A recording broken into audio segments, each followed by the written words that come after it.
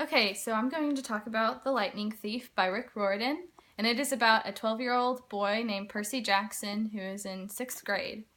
And every year, Percy has to go to a different school due to his behavior problems, and he also has problems such as dyslexia and other problems where he's not very good at school.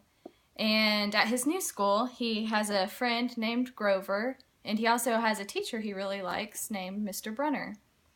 And unfortunately, there's another teacher at the school that is always trying to find problems with Percy, and her name is Mrs. Dodds.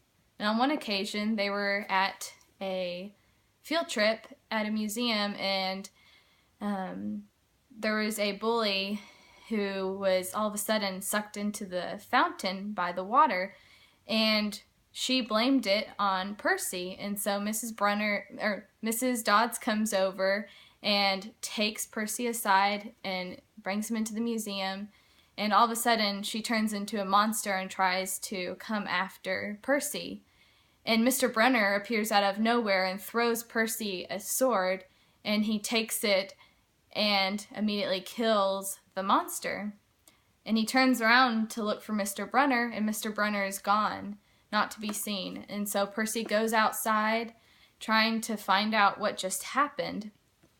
And he goes up to his friends, and they don't know what's going on or anything of what just happened. And they're kind of looking at him like he's crazy. And he goes up to Mr. Brunner, and even Mr. Brunner doesn't even know who Mrs. Dodds is. Like, she was never a teacher at the school. And so Percy's starting to question if what just happened was a dream or if he's going crazy. And to find out what happens next in Percy's life, you'll have to finish reading The Lightning Thief and many of the other books in this series.